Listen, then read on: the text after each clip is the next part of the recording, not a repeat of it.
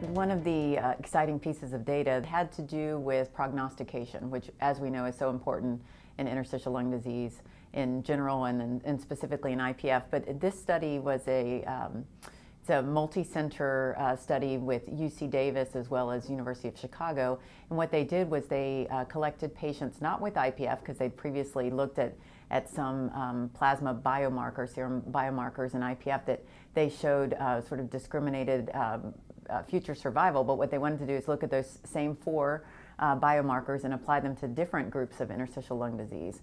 And they looked at chronic hypersensitivity pneumonitis, they looked at connective tissue disease, ILD patients, and they looked at unclassifiable ILD patients. And they, again, simple concept, a tube of blood, run the biomarkers, and then they had clinical data and were able to follow the patients out over time. And it seemed like the four candidate molecules that had been previously shown some discrimination in IPF also played a role in these subsets as well, and then specifically MMP7 and CXCL13. So for those of us seeing patients out in clinical practice, and we don't have commercially available assays, or our hospital doesn't run those tests, it's not live for prime time in terms of helping us sort out the prognosis. But I think that really paves the way that there are going to be more biomarkers in these diseases as we gather more data over time that eventually will translate into doing a blood test that may tell us more than just lung function, 6-minute walk test, and really help us partner with patients in counseling them on their future. I think prognosis for patients diagnosed with IPF remains an area of a lot of frustration for both patients and physicians alike, predicting how well someone's going to do. And so I think various groups are trying to pin down what are important prognostic indicators.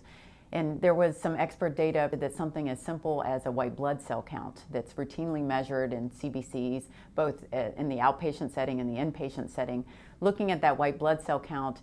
And those with a higher than average white blood cell count, if you sort of take the median of a group of IPF patients, and you have those over the median, below the median, and the data that I'm speaking of for all IPF patients together, that seemed to be about a white blood cell count of 8.2.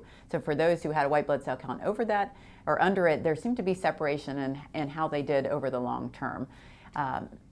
And this was interesting when it was repeated, so that was at baseline, but then if you repeat it at least 3 months later, and I think the study was about a median of 5.8 months later, if you repeat in those same patients another white blood cell count, those who started out high didn't do as well as those who had a normal or reduced white blood cell count. But if you repeat it later, the ones who started out high were further at risk if their white blood cell count went higher. So there does seem to be, again, and it seemed to be primarily driven on neutrophils,